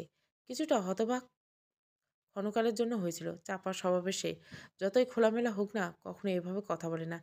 ধীরে ধীরে যেন ওর স্বভাবটা রঙ্গনের মতো এক্সচেঞ্জ হয়ে যাচ্ছে। সে হয়ে যাচ্ছে open minded and the great সুবিধাবাদী লোকটা হয়ে যাচ্ছে ইন্ট্রোভার্ট। এ থেকে বোঝা যায় সম্পর্কের সুতোয় বাঁধা দুজন বিপরীত স্বভাবের ব্যক্তিদের মাঝে যে কোনো একজন যদি ভুলক্রমে খানিকটা পাল্টে যায়, তবে সম্পর্কের চরম অবনতি ঘটবে। এক্ষেত্রে পাল্টাতে শুরু করলে অন্যজনকে স্বভাবের বহির্ভূত কাজ করতে হবে, পাল্টাতে হবে। এখানে রঙ্গন দায়িত্বশীল, ধৈর্যশীল, কর্মনিষ্ঠ, রাগী, নিশ্চুপ স্থির, শান্ত হতে দেখে মোহ নিজেই অধৈর্য, দায়িত্বজ্ঞানহীন, চঞ্চল, অশান্ত বানিয়ে ফেললো নাকি? মোহকে পাল্টাতে থেকে রঙ্গন নিজের খোলস পাল্টে ফেলল। মোহ সিঁড়ি বেয়ে নামতে নিচতলা শারমিন মোহকে দেখে ডাক দিল, মোহনা শুনে যাও। মোহ এগিয়ে গিয়ে বলে, জি আন্টি বলুন। পাশে আরও দুজন মহিলা ছিল। মোহকে দেখে কিছু একটা ইঙ্গিত করলো। মোহ ব্যাপারটা ধরতে পারল না। তখনই শারমিন বলল, তোমার নতুন আম্মু কি বাসাতে আছে? ব্যাপারটা বুঝতে পেরে চোখ মুখ শক্ত করে তাকালো মোহ। তীক্ষ্ণ গলায় শুধলো, কিসের আম্মু? শারমিন পান খাওয়া দাঁতে হাসলেন। হেসে হেসে বললেন, শোনো আম্মু, এসব ঘটনা পাঁচ কান হতে সময় লাগে না। খবরটা আটকেই পাইছি, কিন্তু তোমাদের পারিবারিক ঝামেলা জন্য যায়নি। পাশ থেকে একজন মহিলা বললেন, মা মরে যাওয়ার 1 মাস, তার মধ্যে বাপের আর এক বউ বাড়িতে এলো। তোমার কি কাহিনী জানবার পারো নাই কোনোভাবে? এক মাইয়া তো ছিল না, সৎ মায়ের অত্যাচার জানো, সহ্য করতে পারবা তো? আরেকজন বললে, দেখো, আমরা একই এলাকার, কখনো কোনো সমস্যা পেলে আমাদের জানাবা। বাপে তো এখন তোমারে পাত্তা দিবে না। এই মহিলা যা বলবে তাই শুনবে। শোনো, আমি বলি কি, একটা বিয়ে করে ফেলো। আমার এক ভাতিজা আছে, তোমার দাদির কাছে সম্বন্ধ পাঠাবো। এই বাড়ি থেকে বেরোতে পারলে এখন শান্তি। মো ধরা গলা বলল, অন্যের পারিবারিক বিষয় নিয়ে কথা না বললে কি নয়? একই সমাজে থাকি আমরা, ভালো মন্দ দেখবে না? আমি কি দেখতে বলেছি? মরি বাঁচি তাতে পুরোটাই আমার পরিবারে যাবে, আপনাদের কিছু হবে না। বড়জোর দুবার বলবেন মেয়েটা খারাপ ছিল, ভালো বলবেন ভালো ছিল, তাছাড়া কিছু না। আগে তো এমন কথা বলতে না। এত কথা শিখলে কবে? ভালো করছো, এমন কঠিন থেকেও, তাহলে সৎমায়ের সংসারে টিকবার পারবা। সৎমা সৎমা কি আশ্চর্য! আশ্চর্য মানুষ তো। খেয়ে দিয়ে অন্যের ফ্যামিলি বিষয়ে নাক গলানো কাজ নেই, যত সব আজাইরি লোক। শিষ্টাচারে কি সিঁড়ি মুখের ভাষা? এমন হলে কপাল তো পড়বে। এজন্য কারো ভালো চাইতে নেই, কথা আমাদেরই শুনতে হয়। ভাবি চলেন জায়গা, এই মেয়ের কপালে ঝাঁটার বাড়ি আমি এখনই দেখতে পাচ্ছি। মোর খুব কান্না পেল, তবুও শক্ত হয়ে রইল। মনে মনে ফরিয়াদ করল, Rangan, I need your badly, in every single moment of my life. I can't breathe, I can't live, I can't do anything without you, I can't forget you for a little second. আর একটা বাক্য ব্যয় না করে মোহ দ্রুত পায়ে সেখান থেকে প্রস্থান করলো। পাশের বাড়ির সদর গেটে ভেতরে প্রবেশ করলো। ওপাশে দাঁড়িয়ে পড়লো। কল লাগালো রঙনকে। রিসিভ হতে সময় লাগবে না। রঙন শুধলা, হ্যালো মোহ, তুমি কোথায়? জবাব দিতে গিয়ে মোহ খানিকটা ইতস্তত করলো। হালকা কেসে বলল, আমি ক্যাম্পাসে নেই। তুমি কি ওখানে? হ্যাঁ। তুমি কোথায় আছো? আমি শ্বশুরের ভিড়াতে। কি? বাড়ি ফিরতে কতক্ষণ লাগবে? একটু সময় লাগবে। শোনো। হুম। থেমে থেমে অনেকটা ভেবেচিন্তে মোহ বলল, অনেক অনেক পরে বুঝতে পারলাম I am nothing without you. Rangan মুচকে এসে বলল, অ্যান্ড ইউ কমপ্লিটলি মি। মো বাড়ির ভিতর ঢুকে দেখলো রুমা রুশিকে চুলে তেল দিয়ে দিচ্ছে, আর রুশি মুখ গোমড়া করে বসে আছে। মো এসে সোজা রুমার সামনে বললো, গম্ভীর গলা বলল, মণিমা, একটু কথা আছে। রুমা রুশির চুলে হাত চালাতে চালাতে বললো, তা বল, সিরিয়াস কথা বল, শুনছি। রুশিকে ছাড়া, তারপর বলছি। রুমা রুশিকে ছেড়ে দিল। রুশি ছাড় পেয়ে উঠে দাঁড়ালো। মোহ দিয়ে তাকে বললো, বাঁচিয়ে দিলে গো মোহ দিদি। রুশি দৌড়ে নিজের রুমে চলে যায়। রুমা মোহকে দেখে বলে, চুলে তেল দিসনি কতদিন? আয় দিয়ে দিই, পরে দেবো। আমার কথা শোনো আগে, বল আবুর এই ঘটনার ব্যাপারে জানতে। মোহর কথা শুনে ওর দিকে তাকিয়ে রুমা বলল, একটা বর্ণনাও জানা ছিল না। তোর আব্বু ভীষণ চাপা স্বভাবের। ছোট থেকে তার গোপন বিষয়, গোপন ছিল, কেউ জানতো না। মোহ দীর্ঘশ্বাস ফেলল। রুমা আবারও বলল, ওদের সাথে তোর কথা হয়েছে? হয়নি। বাচ্চারা ছোটটা আগে পিছে ঘুরঘুর করে, তোর সাথে কেউ খারাপ ব্যবহার করে না। আমি সকালে গিয়েছিলাম একবার, তুই তখন বাড়িতে ছিলি না। আমি ভার্সিটিতে গেছিলাম মণিমা। গেছিস? তবে যাক, একটা কাজের কাজ করছিস। দেখ মা, একটা কথা বলি তোকে, জীবন কখনোই কারোর জন্য থেমে থাকে না, আবার একাধারে চলে না। হোঁচট খাবি, উঠবি, তোর ভিত্তি হব আমরা, কিন্তু ঘুরে দাঁড়ানোর চেষ্টা তোকেই করতে হবে। আর সেপা থাকলে কি এসব সহ্য করতে পারতো বল? মন নতমুখে হয়ে মিনমিন স্বর বলল, আম্মুর অনুপস্থিতি এখন আর আমার মনে শোক নেই। আমি সহ্য করতে পারছি না। আম্মুর অবস্থা তো চিন্তিত করা যাবে। মা তুই বুদ্ধিমতী, বলি কি, তোর আব্বুর কাছে সোজাসুজি জিজ্ঞাসা কর সবটা। তোকে খুব ভালোবাসে। কি এমন বাধ্যবাধকতা ছিল যে আর একটা বিয়ে করে নিতে হলো? তোর জানা দরকার। মোহ চোখ বন্ধ করে ফেলল। সে সন্ধ্যার ঘটনা মনে পড়তে মোহ বলল, তোমার কি মনে হয় আমি তাকে সরাসরি জিজ্ঞাসা করিনি? করছিস? করছি। কি বলল? সে ভেবে দেখল আমাকে দেওয়ার মতো কোনো যুক্তিপূর্ণ জবাব তার কাছে নেই, তাই চুপ ছিল। মোহ, আমার কেন যেন মনে হচ্ছে কোথাও কিছু আছে, আমরা জানি না। যেখানে যা খুশি থাকুক মণিমা, আমি কেবল এটাই মানতে পারছি না, আমার আব্বু আমার আম্মুকে ঠুকেছে। সে অস্বীকার করতে পারবে ওই বউ তার না? কিংবা বাচ্চাগুলো কি আকাশ থেকে টপকেছে? রুমা মলিন হেসে বলল, যা তুই চাইবি তাই হবে। তাই হবে। যা স্রষ্টার কাছে চাইবি, বিশ্বাস রাখ, যা হবে ভালো হবে। মণিমা, আমি কি কদিন এ বাড়িতে থাকতে পারি? এভাবে বলার কেসে, আগে থাকিসনি? আগে ছিলাম, কিন্তু এবারে পরিস্থিতি ভিন্ন। খুলে বলবি? আব্বুর মুখোমুখি হতে পারছি না, রাগ লাগছে। খারাপ ব্যবহার করে ফেলতে পারি, বড়সড় ঝামেলা করতে পারি, এজন্য থাকতে চাইছি। আচ্ছা থাকিস। মণিমা শোনো, তুমি কি বড় আব্বুকে একবার জিজ্ঞাসা করবে এই ব্যাপারে কিছু জানে কি না? কাল রাতে এই নিয়ে এ বাড়িতে আলাপ হয়েছিল। কি আলাপ? কেউ জানে না কিছু। মণিমা, আমার ভালো লাগছে না। এদিকে আয়, চুলে তেল দিয়ে দিই। মোহ রুমার সামনে ফেলে ছোট মোড়াটিতে বসে পড়ল। রুমা চুলে তেল মালিশ করতে লাগলো। মোহ হুট করে বলে বসলো, আম্মু যদি থাকতো তবে কি খুব ক্ষতি হতো? আচ্ছা কি এমন হতো? রুমার হাত থমকে গেল। থেমে থেমে বলল, তোর বাড়িতে ধ্বংসলীলার আসর মজত। বোন জামাইয়ের বাড়িতে আদর যত্নে কমতি পায়নি শিয়াব। ফেরার সময় আবার একগাদা শপিং করে পাঠানো হয়েছে সাথে। খুশি মনে শিয়াব ট্যাক্সিতে করে বাড়ি ফিরছিল। সন্ধ্যার একটু পরপর হুট করে ট্যাক্সি ড্রাইভার ব্রেক কষে। শিয়াব মুখ কুঁচকে দুটো খিস্তি শুনল তৎক্ষণাৎ। ড্রাইভার ভোরকে সামনে তাকিয়ে রয়। সচকিত ভঙ্গিতে তাকালো শিয়াব নিজেও। কিছু বোটার আগে কজন ছেড়ে ফেলে এসে শিয়াবকে পেছন থেকে বের করে ইচ্ছে মতো পেটাতে থাকে। শিয়াবের মস্তিষ্কে তখন নিজেকে প্রতিরক্ষায় ব্যস্ত। পেটাতে পেটাতে শিয়াবের তখন আত্মার অবস্থা। নিজেকে বাঁচানোর জন্য যে খানিকটা শক্তির প্রয়োজন তাও অবশিষ্ট নেই। একদিকে স্থানও বাদ নেই যেখানে আঘাত পায়নি। একটু আগে অবধি সে সবার পায়ে ধরে কাঁদতে কাঁদতে বলেছে, ছেড়ে দাও। কেউ ছাড়ি দেয়নি। তার এখন তো সে বলার অবস্থা নেই। যান যখন যায় যে অবস্থা, তখন ঠিক কিছুটা দূরে স্থির রাখা গাড়ি থেকে এক শক্তপোক্ত কাঠামো পুরুষ বেরিয়ে এলো। এক পা করে বড্ড ধীর পায়ে শিয়াবের সামনে এসে দাঁড়ালো। হাতের 5 আঙ্গুল ইশারায় বাকিদের সত্যি বলল। সবাই এক ইশারায় পিছিয়ে গেল। শিয়াব হাত পা ছড়িয়ে মাটিতে বসে পড়ল। তা দেখে রঙ্গন হাসলো। এক হাঁটু ভাঁজ করে তার সামনে বসে পড়ল। হাতের 2 আঙ্গুলের সাহায্যে গালটা ধরে এদিক ওদিক নাড়িয়ে বলল, মরণ এসেছে? আধো অন্ধকারে নিভু নিভু চোখে মাস্ক পরিত রঙ্গনে শিকারীর ন্যায় জলজল চোখ দুটো থেকে শিয়াব আঁতকে উঠল। কিছু বলল না। কেবল চোখের আকৃতি স্বাভাবিকের তুলনায় বেশ বড়সড় হয়ে গেল। রঙ্গন খুব হিংস্রর সাথে হাসলো। ছুরির মতো ধারালো আওয়াজে বলল, আমি জীবনে প্রাণী হত্যা করিনি। তোরটা দিয়ে শুরু করবো, কি বলিস? শিয়াব মাথা নাড়িয়ে না বলার চেষ্টা করতে ব্যর্থ। রঙ্গন সেই দুটো আঙ্গুলের চাপটা আরো দৃঢ় ধরল। শক্ত গলা বলল, যা কলেমা কর। অদ্ভুত বিষয়, সে সত্যি সত্যি কলেমা পড়া শুরু করে দিল। রঙ্গন একটা চাকু নিয়ে ফিসফিস করে বলল, কোন হাত দিয়ে ছুঁইছিস বলতো? চাকুর মাথা ডান কাঁধের তালুতে ঠেকে বলল, এই হাত। তারপর সেখানে জোরে চাপ প্রয়োগ করলো। চাকু ডেবে যায়, রক্তপাত হতে লাগলো। আবারও চিৎকার করে উঠলো শিয়াব। রঙ্গন মজা লাগলো, আর ফিসফিস করে বললো, কেটে দেয়। শিয়াব মনে মনে নিজের মৃত্যু কামনা করছে। রঙ্গন উঠে দাঁড়িয়ে পড়লো। শিয়াব তার খুব হিংস্র মৃত্যু দিতে ইচ্ছে করছে, কিন্তু কোথাও এক জায়গাতে এসে আটকে পড়ছে। ফিরে যেতে যেতে ছেলেদের মাঝে একজন ইশারা করে কাছে ডাকলো। ছেলেটার নাম সুয়ান। সে এগিয়ে গিয়ে বলল, ভাই, এটাকে কি বুড়িগঙ্গায় ফেলে দেবো? না, এর এত সহজ মৃত্যু চাই না, তবে হাসপাতালে অ্যাডমিট করেছি, নয়তো এখনই টপকে যাবে। সুহান, তোমার কি মনে হয় আবর্জনার পিছনে টাকা খরচ করার মতো আমার অঢেল পয়সা আছে? থতমত করে সোহান বলল, কি করবো ভাই বলো? এর বাড়ির দরজার সামনে ফেলে চলে আয়। ওই মাছের জান হারামি। আগের বার তো মারতে চেয়েছিলাম, মরেনি, এবার বেঁচে থাকবে। শিয়াব জ্ঞান হারিয়েছে। সুহান বাকি ছেলেদের সঙ্গে করে নিয়ে শিয়াবকে নিয়ে নিজেদের গাড়িতে তুলল। তারপর রওনা দিল। ট্যাক্সি ড্রাইভার ট্যাক্সির ভেতরে এই দৃশ্য দেখে কাঁপতে লাগলো। রঙ্গন তার দিকে এগিয়ে এলো। ড্রাইভার সিটের জানলার দুপাশে হাত রেখে সামান্য ঝুঁকেছিল। ড্রাইভারের গায়ের লোম দাঁড়িয়ে গেছে, ভয়ে কাঁপছে। রঙ্গন পকেট থেকে 1000 টাকার নোটের একটা বান্ডিল সেদিকে ছুড়ে দিল। মুখ বন্ধ থাকবে। ড্রাইভার কাঁপা কাঁপা হাতে বান্ডিল ধরে নিল। মাথা নেড়ে বলল, কাউরি কমু না। হেসে দিয়ে রঙ্গন বলল, মনে থাকে যেন, আমি 2 ক্যাটাগরি পুরুষদের সহ্য করতে পারি না। 1, যাদের নজর যে কোনো নারীতে আটকে থাকে। 2, কথার খেলাপ করা। খানিকটা আগের ঘটনায় দেখেছ? মাথা উপর নিচ করে ঝাঁকালো ড্রাইভার। রঙ্গন বলল, ভুলে যাও। নয়তো একই পরিণতি তোমারও হবে। রঙ্গন চলে এলেও সেখান থেকে নিজেদের গাড়িতে এসে স্টার্ট দিল। বেশ কিছুটা দূরে এক নির্জনে ব্রিজের পাশে ব্রেক কষলো। গায়ের শার্টে খানিকটা রক্ত লেগেছে। গাড়িতে সবসময় এক্সট্রা কাপড় রাখে রঙ্গন।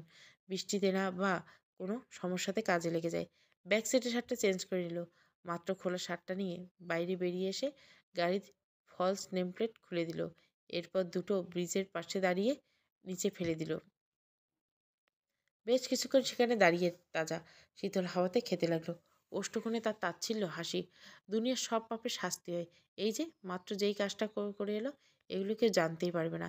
যদি সেই 6 বছর আগের মতো সর্বসম্মুখে প্রতিবাদে মিছিল করত, দ্রোহী পায়ে অন্যায়কে পিষতে চাইত, তবে জেল হতো অনিবার্য। সে সময় পরিবারে আদরের ছেলে বলে পার পেয়ে গেছিল। রঙ্গন ফিরতে ফিরতে রাত হলো। নিজের রুমে ঢুকতে দেখতে পেল মোহ কিছু আঁকিবুকি করছে। এই অসময়ে মোহকে নিজের রুমে দেখে সে বিস্মিত হলো। বিস্মিত করতে শুধু হলো, তুমি এখানে? মোহ আঁকিবুকি থামলো না। হাত চলতে থাকলো, সামান্য তাকালো না। কেবল জবাবে বলল, এখানে এলে কি আমার উপর তোমার তেনারা ভর করবেন? একটু সোজা জবাব তোমার থেকে আশা করা যায় নাকি? জি না। মোহ এবার রঙ্গনের দিকে তাকালো। হুট করে নরম মুখটা শক্ত হয়ে গেল। কোমল আওয়াজ হলে গম্ভীর, রঙ্গন, তুমি কি অন্যত্র ঝুঁকেছ? রঙ্গন বিস্ফোরিত নেত্রে তাকালো। বুঝতে পারছে না সে। তার তাকানো দেখে মোহ হাসে। হাসতে হাসতে বিছানায় বসে পড়ল। ড্রেসিংয়ের মিররে দাঁড়াও। রঙ্গন দ্রুত ড্রেসিংয়ের মিররের সামনে আসতে পরনে হালকা রঙের টি শার্টের বুকের দিকটায় লিপস্টিকের দাগ দেখতে পেল। মনে পড়ে গেল এই টি শার্ট শেষবার পরার দিনটা। কদিন আগে মোহকে একটু জোর করে নিয়ে বাড়ি থেকে বেরিয়েছিল। গাড়িতে বসে যখন বিভিন্নভাবে সে মোহকে জ্বালাচ্ছিল, মোহ ব্রেক কষতে বলছিল। রঙ্গন ব্রেক কষার সঙ্গে সঙ্গে মোহ তার বুকের বাঁ পাশে জোরে সোরে কামড়ে দেয়। সেই দিনটার কথা মনে পড়তে থতমত খেয়ে রঙ্গ মোহর দিকে তাকালো। মোহ স্কেচে চোখ রেখে বলে উঠল, খুলে রাখো তো, ধুর, ধুয়ে দিব। রঙ্গন ফ্রেশ হয়ে এসে মোহকে বলল, হুট করে এ বাড়িতে ও বাড়িতে কিছু হয়েছে? কি হবে? কেউ কিছু বলেছে? কি বলবে? রঙ্গন প্রবলিত স্বাদ ছেড়ে বলল, সব ঠিক আছে তো মোহ? সব ঠিক আছে। এ বাড়িতে শান্তি লাগছে না, তাই এখানে এলাম। রাত্রে থাকবো। তোমার কি খুব আপত্তি? না। আপত্তি থাকলেও আমার কিছু করার নেই। আমি আজ এখানেই থাকবো। আচ্ছা, খেয়েছো রাতে? খেয়েছি। তুমি? খেয়ে এসেছি। রাত হয়েছে, রশিদ রুমে গিয়ে ঘুমাও। এখানে থাকলে কি খুব সমস্যা হবে? মোহর কথা রঙ্গন চকিত তাকালো। বিস্মিত স্বরে বলল, এখানে থাকবে কেন? পাগল নাকি? এখানেই থাকবো। পাগলামি করো না, অন্য রুমে যাও। তাহলে তো এই বাড়িতে থাকতেই পারতাম। এখানে কেন এলাম রঙ্গন? আমার দিকে তাকাও। আমি তোমার সাথে থাকতে চাই। রঙ্গন দীর্ঘশ্বাস পেল। আচ্ছা, ছাদে চলো। কেন? ওখানেই বসে থাকবো। এখানে থাকতে সমস্যা কি? তুমি কি আদতেই বুঝতে পারছো না মোহ? কি বুঝবো? মোহ এক কদম এগিয়ে রঙ্গনের খুব কাছে এসে দাঁড়ালো। রঙ্গন মোহর মুখটা দু হাতে আজরাই করে ধরে বলল, বদ্ধ রুমে তোমাকে নিয়ে থাকতে চাই না শোনা। থাকলে কি হবে? ভুল হবে। বড় একটা ভুল হয়ে যাবে। তুমি নিজেও জানো তুমি আমাকে কিভাবে টানো। তোমার প্রতিটা অঙ্গের প্রতি আমার কত লোভ। তোমার প্রতি বিশ্বাস আছে আমার। এর আগেও কি এমন হয়নি বলো? প্রতি রাতে আমি এগোলে তুমি পিছেছ। বিশ্বাস করি তো রঙ্গন। পরিস্থিতি ভিন্ন। এখন আর সেই কন্ট্রোলটা আমার মধ্যে নেই। এখন তুমি আমার জন্য হারাম নও। তবে ভুল বলছো কেন? কারণ তুমি প্রস্তুত নও। আমি চাই না এ নিয়ে তুমি কখনো আফসোস করো। মোর চোখ চকচক করছে। সে সরে দাঁড়িয়ে গায়ের ওড়না ভালো মতো জড়িয়ে বলল, চলো ছাদে যাই। ছাদের উল্টো দিকে রেলিংয়ে নেই, পা ঝুলে বসে আছে তারা। সামনে স্বাদনহারা, আর ঠিক তার উপরে চাঁদ বাতাসে গম গম করছে। মোহ জিজ্ঞাসা করলো, তোমার কাছে এত শান্তি পাই কেন রঙ্গন? মনে হয় আমার আর কিছুই প্রয়োজন নেই। তুমি ছাড়া আর কিছু লাগবে না। রঙ্গন মুচকে আসে। আকস্মাৎ কিনারা ঘেসে মোহর কোলে মাথা রেখে সোজা হয়ে শুয়ে পড়ে। রেলিং ছাড়া ছাদ। মোহর পা দুটো সামান্য কেঁপে ওঠে। আতঙ্কিত ভঙ্গিতে বলে ওঠে, পড়ে যাব। রঙ্গন মোহর দিকে তাকিয়ে বলে, ধরে রাখো, ছেড়ে দিলেই পড়ে যাবে, ট্রাস্ট মি, মরে যাবে। মোহ আর একবার কেঁপে উঠল। রঙ্গন মুচকে এসে মোহর পেটে মুখ ঘুষে জড়িয়ে যাওয়া আওয়াজে বলল, আমার সুখ আমার মোহনী। মোহ নিজে অস্বাভাবিক মনে করলো, আনমনে হেসে উঠল। রঙ্গনের চুলের মাঝে বিলি কাটতে কাটতে বলল, আমরা সম্পর্কে জড়িয়েছিলাম কবে যেন? যখন আমার সম্পর্কে হিসাবে কেবল শব্দটাকেই চিন্তা, মর্থ বুঝলাম না ঠিক তখন থেকে। আনুমানিক কত বছর? হিসাব ধরতে গেলে তোমার জন্মের 3 মাস পর আগে, যখন জানতে পারি মামুনির ফুলো পেটটাতে একটা জীবন্ত পুতুল আছে। জানো মো, আমি অনেকক্ষণ ফ্যাল করে তাকিয়েছিলাম। বুঝে আসতে শুধিয়েছিলাম, আমাকে দেবে মামুনি? আম্মু কি বলেছিল তখন? রঙ্গন খুব আহ্লাদে স্বরে করল, শাশু আম্মি পরশ করে দেবে। And she had made for her promise. মোহ হেসে বলল, তুমি আমার থেকে কিছু লুকাচ্ছ? লুকাতে আর পারি কি? কি করছো? Nothing special. সোজা বলো। উফ, ঘুম পাচ্ছে, ঘুমাতে দাও। রঙ্গন মোহের পেটে মুখ গুজে নিলে মোহ বলল, রুমে গিয়ে ঘুমাও রঙ্গন। রুমে তো তুমি থাকতে পারবে না। তবে দোলনায় এসো। এভাবে ভয় লাগে। মোহ তো ভয় পেতে না আগে। ছাদের কিনারা দিয়ে হাঁটার অভ্যাস আছে তোমার? আছে, না ছিল। অভ্যাস পাল্টাতে সময় লাগে না। রঙ্গন মোহর দিকে তাকিয়ে উঠে বসে মুখ ভাব গম্ভীর করে বলে, আমি কি তোমার অভ্যাস নই মোহ? পাল্টে যাবে? মোহ কিছুক্ষণ ঠোঁট চেপে কিছু একটা ভেবে বলল, তুমি আমার মনুষ্যরূপী জলজন্ত অভ্যাস। এটা মারাত্মক। কালভদ্রে পরিবর্তন হতে পারে। তুমি হতে দিও না কেমন? মোহ সেই পুরনো রকম কথাগুলো শুনতে পেয়ে রঙ্গনের শান্ত ভারী অশান্ত হয়ে যায়। অধৈর্য গলায় বলে, আই মাইস লস্ট মাই কন্ট্রোল মোহ। তুমি কি নিজের রুমে যাবে? মোহার কিছু বলা লাগলো না। সে দ্রুতভাবে প্রস্থান করলো। সকালে রঙ্গন ঘুম থেকে উঠেই মোহকে বিছানার ওপাশে শুয়ে ফোন টিপতে দেখলো। কপাল কুঁচকে বলল, এখানে কে? মোহ হেসে পড়ছে, উঠে পড়ছে। না, ঘুমিয়েছি। সকাল সকাল রাগ করছে কেন? সকাল সকাল আমার রুমে তোমার পদধূলি পড়লো কেন? মোহ হাসি হেসে নিয়ে বলল, ভাব এমন ধরছে মশাই যেন এটা তার ঘর। আজ্ঞে, আমারই ঘর। এভাবে সকাল সকাল আমার রুমে আসবে না, আমার খারাপ লাগে। খারাপ লাগে? কেন লাগে? মহিলা মানুষ তুমি, বুঝবে না। সকাল সকাল প্রিয় নারীকে কাছে পেলে কী কী যে করতে ইচ্ছে করে তুমি সত্যি বোঝো না? ও হো, বোঝাও। ন্যাকা সাজছ? বোঝাবো সিরিয়াসলি? Yes sir. আমি স্টুডেন্ট হিসেবে বড় কদর্য মস্তিষ্কের। রঙ্গন দীর্ঘশ্বাস ফেলে বিছানা থেকে উঠে গায়ে টি শার্টটা জড়িয়ে নিতে নিতে বলে, আর কিচ্ছু বলবো না। তোমাকে কিছু বলার মানে নিজের ধৈর্যের পরীক্ষা দেওয়া। রঙ্গন ফ্রেশ হয়ে রুমে এলে মোহকে খাটে বসে পা ঝোলাতে দেখলো। মোহ তখন তাকে নিজ থেকে জানালো, আমি সামাজিক স্বীকৃতি চাই। রঙ্গন হাসি চেপে বলল, মাসখানেক আগে আমিও তাই চেয়েছিলাম। তুমি কি বলেছিলে মনে আছে? কি বলেছিলে? মজা ওড়াচ্ছ কেন? রঙ্গন হো হো করে হেসে উঠল, ভুলে গেছো? মনে করে দিই। তুমি অল্প কটা শব্দে আমাকে বলেছিল, বয়স সবে 19, এখন সংসারী হতে চাই না। আর বছর যাক। মোহ মলিন হাসলো। সোজা হয়ে বিছানায় শুয়ে পড়ল জানলা। তখন আম্মু ছিল, এখন আমার আব্বু ছিল। তারা আমাকে তোমার চেয়ে বেশি ভালোবাসতো। এখন আমার দুনিয়াতে ভালোবাসা বলতে তুমি ছাড়া কেউ নেই। রঙ্গন প্রসঙ্গক্রমে বলল, সিলেটে মিটিংয়ের ডেট এগিয়েছে। কবে? কাল বিকেলে। শোনো। আমি চাই না রুশির সাথে যাক। আমি দুজনে পার্সোনাল স্পেস চাই। তোমার বাবা একা ছাড়বে না তোমাকে। সে ছাড়া না ছাড়ায় কেউ নাই। আমি অ্যাডাল্ট। সম্পর্ক খারাপ করবে? ভালো আছে কি? সিলিংয়ের দিকে তাকিয়েছি। মোহ রঙ্গন মোহর কাছে গিয়ে বসলো। মাথায় হাত রেখে বলল, রাতে ঘুমাওনি তুমি? চোখ দেখে বোঝা যাচ্ছে। এখন খানিকটা ঘুমাও। আমি ঘন্টা 2 মধ্যে অফিস থেকে ফিরবো। রঙ্গন শোনো। হুম। মোহিনী লাভস ইউ। রঙ্গন হেসে দিল। মোহর মুখ ভারী উজ্জ্বল। সে সবকটা দাঁত বের করে হাসে। ঠিক তখনই মুহূর্তে দরজা নব ঘুরিয়ে নক না করতে রুমের ভেতর প্রবেশ করলো রুষা বেগম। রঙ্গন থতমত খেয়ে মায়ের দিকে তাকাতো। বিলি কাটতে থাকা হাত তার এখনো মোহর চুলের ভাঁজে স্থির। চলবে প্রেম পরশী প্রথম পর্ব। ভালো লাগলে অবশ্যই লাইক, শেয়ার এবং সাবস্ক্রাইব করবেন। Thank you for watching.